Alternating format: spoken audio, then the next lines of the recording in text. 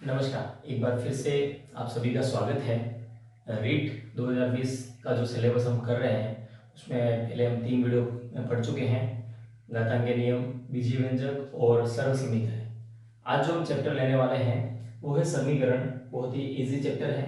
इसके कुछ मेथड्स हैं वो भी हम हल करेंगे। तो सबसे पहले हम शुरू करते हैं कि समीकरण जो है वो होता क्या है।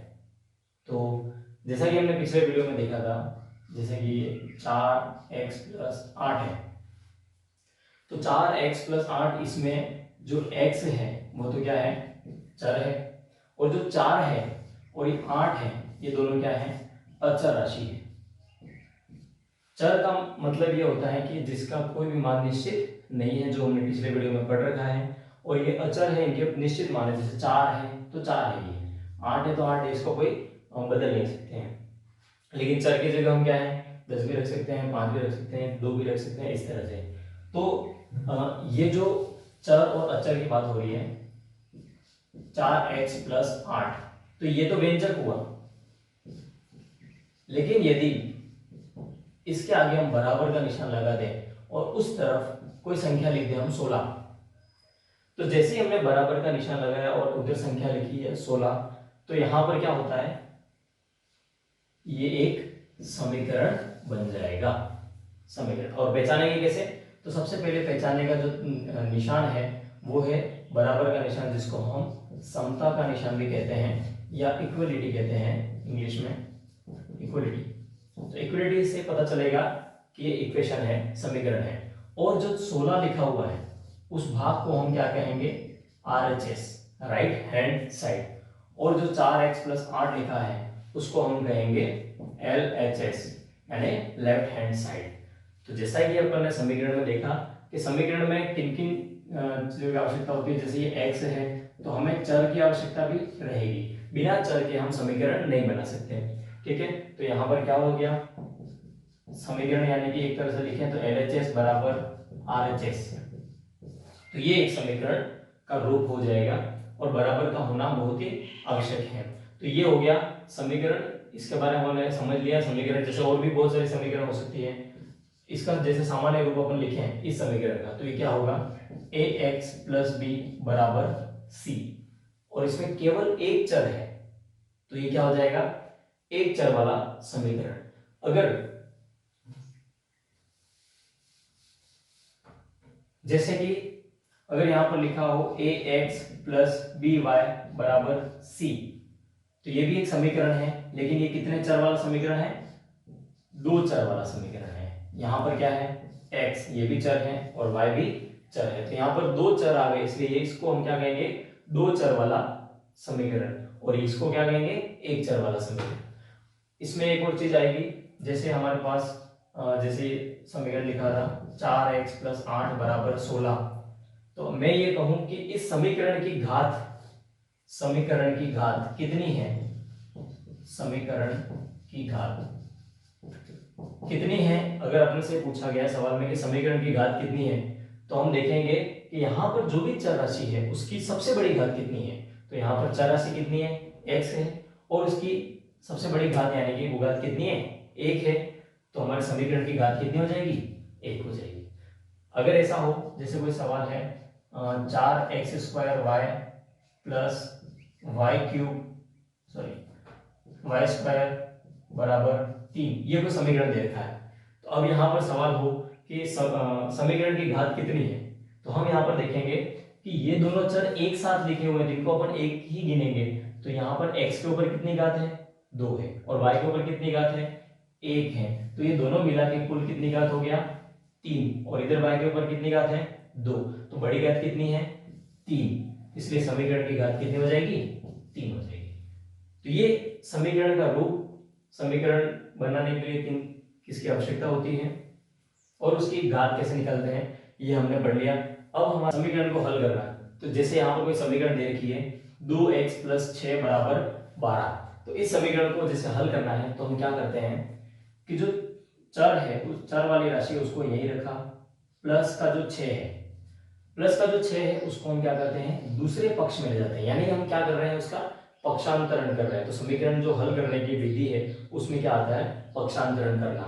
तो पक्षांतरण किया तो 12 उधर था और प्लस का 6 उस तरफ जाएगा, तो क्या बन जाएगा, माइनस का 6। ये हम पहले ही पढ़ चुके हैं कि बराबर होता है उसके राइट हैंड साइड से अगर कोई संख्या लेफ्ट हैंड साइड में आती है तो यदि उसके निशान प्लस का है तो माइनस बन जाएगा, और माइनस का निशान है तो प्लस बन जाएगा। ऐसे ही लेफ्ट हैंड साइड से राइट हैंड साइड में जाएगी तो होगा। तो प्लस 6 दूसरे पक्ष में गया तो माइनस का 6 बन गया।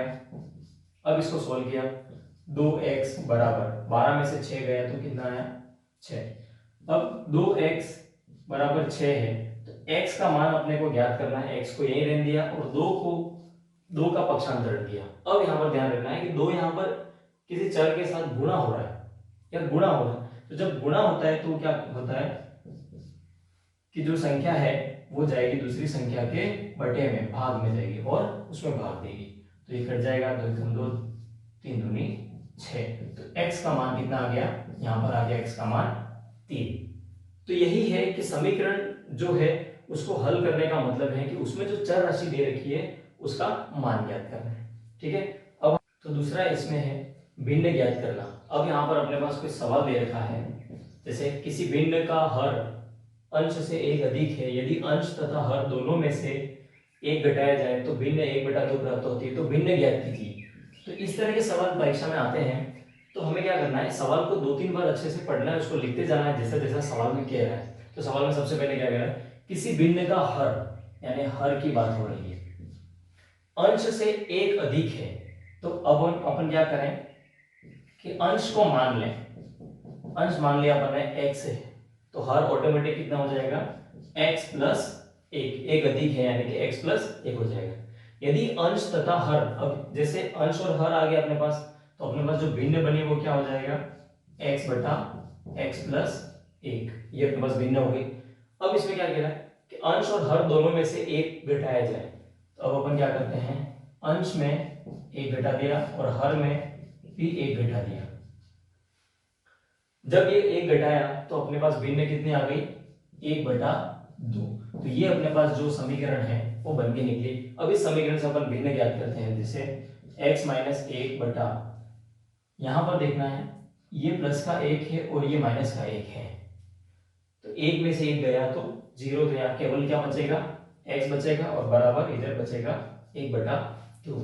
अब इसको आगे हल करने के लिए जो समीकरण की विधि है उसमें है वज्र गुणन विधि, क्रॉस मल्टीप्लिकेशन करते हैं। तो ये जो 2 है हर में है वो ऊपर की तरफ आ जाएगा, इसको और x माइनस 1 से गुणा करेगा, 2 इंटू एक्स माइनस 1 बराबर ये जो x है वो दूसरे पक्ष में जाएगा और उस एक जो अंश है उसके साथ गुणा करेगा, यानी 1 इंटू एक्स हो जाएगा। तो जब हम इसको सॉल्व करते हैं तो 2 इंटू एक्स माइनस 1 से जब गुणा करते हैं तो 2 का गुणा x के साथ किया तो 2x, और 2 का गुणा माइनस 1 के साथ किया तो माइनस का 2, और इधर आ जाएगा x। अब क्या करें, पक्षांतरण करते हैं, x को इस तरफ ले आते हैं और 2 को दूसरे पक्ष में भेज देते हैं, तो क्या रहेगा 2x, वो x जो है उसके आगे प्लस का निशान है, इस तरफ आएगा तो ये माइनस बन जाएगा, और जो माइनस का 2 है जब दूसरे पक्ष में जाएगा तो ये प्लस का 2 बन जाएगा। 2x में से 1x घट गया तो केवल बचेगा x, और इधर आ जाएगा ये 2, तो x का मान कितना आ गया अपने पास 2। अब अपन क्या करते हैं, समीकरण को ज्ञात करते हैं। तो समीकरण कौन सी थी अपने पास, ये x और x प्लस 1, तो x का मान कितना है 2 बटे में 2 प्लस 1, यानी अंश से हर 1 बड़ा है तो 2 प्लस 1, तो उत्तर आ गया 2/3। तो अपनी जो भिन्न है अपन ने ज्ञात की वो आ गया 2/3। तो इस तरह से हम भिन्न ज्ञात कर सकते हैं। तीसरा है युगपत समीकरण। युगपत समीकरण जो है वो यानी कि जैसे युगपत समीकरण का मतलब है उसमें 2 चर हैं, जैसे x प्लस वाई है और वो मान दे रखा है 9, और x माइनस वाई दे रखा है और वो दे रखा है 5, यानी कि 2 चर को जोड़ रहे हैं तो उसका मान 9 आ रहा है, और 2 चर को घटा रहे हैं तो उसका मान 5 आ रहा है। तो इसको जब हम हल करते हैं, हल करने के लिए क्या करते हैं, सोल्व करने के लिए जोड़ देते हैं, प्लस ये जब भी हम जोड़ते हैं तो माइनस का निशान है वो माइनस ही रहेगा, जब हम घटाते हैं तो माइनस का निशान प्लस हो जाता है, माइनस माइनस मल्टीप्लाई होगा, तो यहाँ पर ये माइनस ही रहेगा और ये प्लस हो जाएगा। इसको हम नहीं लिखे, जैसे दो एक्स और एक्स जोड़ दिया तो ये बन गया 2x, प्लस का y है माइनस का y है तो कट गया, 9 और 5 जुड़ गए तो ये आ गया 14, तो x बराबर आ जाएगा 14/2, और 14 में 2 का भाग देंगे तो कितना आ जाएगा 7, तो x का मान आ गया 7। जब हम ये 7 यहाँ पर रख दें कहीं पर भी दोनों में से एक, तो 7 + y बराबर 9, तो y बराबर कितना हो जाएगा, ये दूसरे पक्ष में गया तो 9 - 7, 9 में से 7 गया तो आ गया y का मान कितना आ गया 2। तो इस तरह से जो समीकरण हम हल करते हैं वो युगपत समीकरण होती है। तो इस तरह से अब यहाँ पर हम एक सवाल लेते हैं जो परीक्षा में आने लायक जो सवाल है उसको हम सोल्व करते हैं। क्या बोल रखा है सवाल में, दो संख्याओं का योग 95 है, तो हम साथ में इसको सवाल को हल भी कर रहे हैं। दो संख्या यानी कि हमने माना संख्या, जो दो संख्या उसमें माना संख्या x और y है, तो दो संख्या x और y है, तो योग x और y का योग कितना हो रहा है 95, यानी x + y कितना हो गया 95। यदि एक संख्या दूसरी से 15 अधिक है, यानी कि एक संख्या कोई भी ले लें अपन, जैसे x ले लें, वो क्या है 15 अधिक है किससे, y से, यानी कि y में यदि अपन 15 जोड़ते हैं तो x आता है, ठीक है, y में 15 जोड़ा तो वो x के बराबर आ जाएगा। इस तरह से ये अपने पास दो समीकरण बन गई। अब इस समीकरण को भी हम पहले समीकरण जैसे लिखना चाहें तो लिख देते हैं, y को इस दूसरे पक्ष में ले लेते हैं, x - y बराबर 15, दो समीकरण ये हो गए अपने पास। अब हम क्या करें कि x + y बराबर 95, सवाल क्या पूछ रहा है, दोनों संख्याएं ज्ञात करना है, यानी कि x और y का मान ज्ञात करना है। तो x + y कितना है 95, और यहाँ पर जो दूसरी समीकरण आई वो कितनी है, x - y बराबर कितना आ गया 15। अब वही काम जोड़ देते हैं इसको, तो जोड़ दिया x और x कितना हो गया 2x, प्लस का y है माइनस का y है, तो दोनों आपस में कट गए, और 95 और 15 जब जोड़ते हैं तो कितना आ जाएगा 110। इसको आगे हल करते हैं, 2x बराबर 110, x को यहीं रखा और 2 को ले गए दूसरे पक्ष में, तो x बराबर आ जाएगा 110/2। 110 में जब हम 2 का भाग देंगे तो x का मान कितना आ जाएगा 55, तो x बराबर आ गया अपना 55।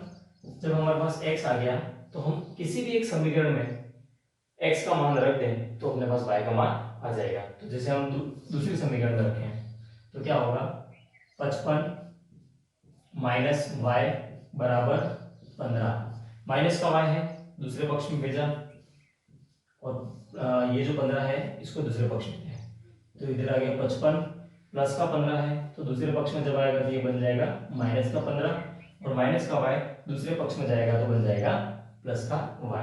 तो 55 में से जब 15 घटते हैं तो अपना उत्तर आ जाएगा y बराबर 40। 55 में से 15 जब घटाते हैं तो कितना आ गया 40। अब चेक करना चाहे सही है कि नहीं है, तो जैसा कि इसने कहा कि एक संख्या दूसरी से 15 अधिक है, तो अपन ने x को क्या माना है y से 15 अधिक, तो y कितना आ गया 40, 40 में जब हम 15 जोड़ते हैं तो कितना आता है 55। तो इस तरह से हम युगपत समीकरण को हल कर सकते हैं, जो कि इसी प्रकार के सवाल परीक्षा में आते हैं। समीकरण में चौथा है, दो चरों वाले रैखिक समीकरण के साधनीयता के प्रतिबंध। तो यहाँ पर कुछ प्रतिबंध है दो चरों वाले रैखिक समीकरण, यानी कि जैसे हमारे पास कोई दो चर वाले रैखिक समीकरण है, जैसे a1x + b1y + c1 = 0, ये कोई समीकरण 1 है, और a2x + b2y + c2 = 0, ये दो समीकरण है। तो इसके तीन प्रतिबंध बनते हैं। पहला प्रतिबंध जो है a1/a2 बराबर नहीं है b1/b2 के। अगर ये कंडीशन बनती है इस समीकरणों से तो क्या होगा, जो हल है वह क्या होगा संगत हल, यानी कि हल होगा और मान निकलेगा, लेकिन कितने अद्वितीय हल। अद्वितीय का मतलब होता है कि उसमें केवल एक ऐसा मान आएगा जो दोनों समीकरणों को क्या करेगा, वो संतुष्ट करेगा, ऐसे मान आएगा। जैसे कि ग्राफ में देखते हैं तो ये क्या होगा, जब ये हल होगा तो कोई रेखा एक समीकरण से कोई रेखा ये बन रही है, तो दूसरे समीकरण की जो रेखा होगी वो कहीं ना कहीं किसी न किसी एक बिंदु पर उसको जरूर काटेगी, दोनों में एक कॉमन बिंदु आएगा। ठीक है, दूसरी जो प्रतिबंध है दूसरा वो क्या होगा, a1 बटा a2 बराबर है b1 बटा b2 के, और वो बराबर है c1 बटा c2 के, तीनों बराबर है आपस में। तो क्या होगा, हल संगत होगा, यानी कि हल तो होगा, और मान जो होंगे वो क्या होंगे, अनंत होंगे, अनंत हल।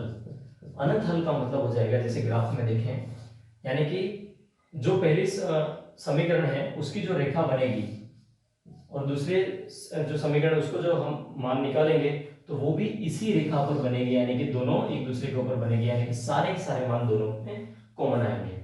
फिर है तीसरा प्रतिबंध, a1 बटा a2 बराबर है b1 बटा b2 के, लेकिन वो c1 बटा c2 के बराबर नहीं है, तो ये जो मान आएगा वो असंगत होगा, यानी कि मान पॉसिबल नहीं है, असंगत है, यानी कि इसका हल भी क्या होगा, कोई हल नहीं। यानी कि क्या होगा कि जब हम इसको ग्राफ में देखें तो एक समीकरण जारी है इस तरह से, तो दूसरी समीकरण उसके दूर जाएगी, और कोई भी ऐसा मान नहीं होगा जो एक दूसरे को ये रेखा आपस में काटेंगे, किसी भी बिंदु पर ऐसा कोई भी बिंदु नहीं होगा। तो इस तरह से ये परीक्षा में पूछ लेते हैं कि, तो हम एक सवाल ले लेते हैं इस पर आधारित कि जैसे कि हमने अभी प्रतिबंध, तीन प्रतिबंध जो पढ़े, तो वो उस पर जो सवाल है वो किस तरह से आ सकते हैं। तो जैसे एक सवाल आया है, समीकरण में ax प्लस 2y बराबर 5, ये समीकरण एक है, और समीकरण दूसरा जो है वो 3x प्लस y बराबर 1 का कोई हल नहीं हो तो a का मान ज्ञात करना है। तो जैसे ही हम इसने यहाँ पर लिखा है कोई हल नहीं है, तो हमारे दिमाग में आना चाहिए कि जो प्रतिबंध है वो क्या है कि a1 बटा a2 बराबर होता है b1 बटा b2 के, लेकिन वो c1 बटा c2 के बराबर नहीं होता है। ये प्रतिबंध कब होगा, जब कोई हल नहीं। तो इस तरह से ये आ गया अपने पास a1 बटा a2 बराबर b1 बटा b2 के। अब हमें दोनों समीकरण में से पहचानना है a1 कितना है, a2 कितना है। a1 की जगह कितना लिखा हुआ है, a, a2 की जगह कितना लिखा हुआ है, 3, b1 की जगह कितना लिखा हुआ है, 2, b2 की जगह कितना लिखा हुआ है, 1, c1 की जगह कितना है, 5, और c2 की जगह कितना है, 1। तो जैसा कि यहाँ कोई हल नहीं है, तो अपने पास ये चीज है कि a1 बटा a2 बराबर है b1 बटा b2 के। तो यहाँ पर सारे मान रख देते हैं। a1 का मान कितना है, a, ये रख दिया। a2 का मान कितना है, 3, ये रख दिया। b1 का मान कितना है, 2, इसको यहाँ रख दिया, और b2 का मान कितना है, 1 यहाँ रख दिया। तो जैसा कि अपन ने पहले समीकरण को हल कर रहे थे वज्र गुणन करके, तो यहाँ पर फिर से हम वज्र गुणन करते हैं। तो 1 का जो गुणा है वो हो जाएगा 1 से, और 2 का गुणा है वो हो जाएगा 3 से। तो a का जब 1 से गुणा हुआ तो यहाँ पर उत्तर आ गया a बराबर, 2 का गुणा 3 से हुआ तो कितना आ गया, 6। तो हमारे पास a का मान कितना आ गया, a का मान ज्ञात करना है तो कितना आ गया, 6। समीकरण में अगला है मूल से समीकरण बनाना, यानी कि अपने को मूल यानी कि मान दे रखे हैं, कोई दो मान दे रखे हैं, उससे हमें समीकरण प्राप्त करनी है। तो जैसे यहाँ पर देखा जाए तो उसका जो सूत्र बनेगा वो क्या बनेगा, एक्स स्क्वायर माइनस मूलों का योग, जो मूल दे रखे हैं तो मूलों का योग गुणा x प्लस मूलों का गुणन। तो जो मूल है यानी कि उसके वैल्यू, यानी कि जब हम उसको हल करें तो वो जो मान आएगा तो मूलों का योग, जैसे कोई हम ले लें, जैसे मूल दे रखे हैं, वैल्यू ये दे रखी है, जैसे 3 और 4 दे रखे हैं, तो हम क्या करें, समीकरण निकालने के लिए क्या करें, एक्स स्क्वायर माइनस मूलों का योग यानी कि 3 प्लस 4 एक्स प्लस मूलों का गुणा यानी 3 इंटू 4 बराबर 0। तो एक्स स्क्वायर माइनस, जब 3 और 4 का गुणा किया, 3 और 4 को जोड़ दिया तो ये आ गया 7 एक्स प्लस 3 और 4 का गुणा किया तो आ गया उत्तर 4 दिया 12। तो जब हमें मूल दे रखे थे तो हमने मूल से एक समीकरण प्राप्त कर ली है। ये जो द्विघात समीकरण है x square minus 7x plus 12 बराबर 0। इसको जब हम सोल्व करेंगे तो वापस ये 3 और 4 मान आ जाएंगे। देखिए कैसे करते हैं। तो ये द्विघात समीकरण है और इसको जो हल करने के तरीके हैं श्रीधराचार्य विधि भी है और इसके गुणनखंड विधि यानी टुकड़े करके भी इसको हल कर सकते हैं। तो एक्स स्क्वायर माइनस 7x। अब यहां पर ये ध्यान रखना है कि 12 और x का जो गुणा होगा वो कितना होगा 12x स्क्वायर, यानी कि -7 के दो टुकड़े ऐसे करने हैं कि गुणा करने पर तो वो 12 आ जाए और वापस जब हम जोड़ें तो कितना आ जाए -7 आ जाए। तो हमको वैसे स्पष्ट पता चल रहा है कि 3 + 4 कितना होता है 7, लेकिन हमें क्या चाहिए -7, यानी -7 चाहिए। तो दोनों ही संख्या क्या होनी चाहिए माइनस की। माइनस और माइनस आपस में जुड़ जाएगा और निशान भी माइनस रहता है, तो ये आ जाएगा -7। और -3x और -4x का जब गुणा होगा तो x गुणा होकर क्या बन जाएगा x स्क्वायर और माइनस माइनस प्लस और 3 × 4 कितना हो जाएगा 12। तो अब हम इसकी जगह लिख देते हैं -4x - 3x + 12 बराबर 0। अब हम देखें यहाँ पर एक इन दोनों को साथ में ले लेते हैं, इन दोनों को साथ में ले लेते हैं। x यहाँ पर भी है, x यहाँ पर भी है, x को कॉमन निकाल दिया तो यहाँ पर बच गया x माइनस, जैसे x कॉमन बाहर निकला तो यहाँ पर क्या बच जाएगा 4, बीच में माइनस को ले लेते हैं। और अब यहाँ पर x को कॉमन नहीं ले सकते हैं क्योंकि 12 के साथ में x नहीं है, तो हम किसको लें संख्या को ले लेते हैं 3 को। तो अंदर क्या बच जाएगा x और यहाँ पर हमको प्लस लाना है, बाहर हमने माइनस ले लिया है तो अंदर क्या आएगा यहाँ पर माइनस, ताकि माइनस माइनस गुणा होके प्लस बन जाएगा। और कौन सी संख्या है जिससे हम 3 का गुणा करें तो 12 आ जाएगा, वो हो जाएगी 4 बराबर 0। यहाँ पर x - 4 आगे भी है, x - 4 पीछे भी है, दोनों कॉमन आ रहा है तो x - 4 को बाहर निकाल दिया।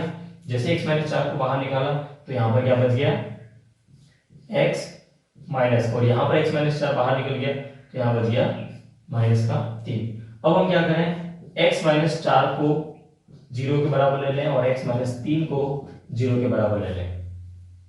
तो x बराबर हो जाएगा -4 दूसरे पक्ष में जाएगा तो +4 बन जाएगा और -3 दूसरे पक्ष में भेजेंगे तो +3 बन जाएगा। तो x के मान हमने जो पहले मूल लिए थे वही वापस आ गए 4 और 3 आगे। तो जैसे हम द्विघात समीकरण को हल करते हैं तो x के मान आ जाएंगे और x के मान दे रखे हैं तो उससे हम द्विघात समीकरण बना सकते हैं।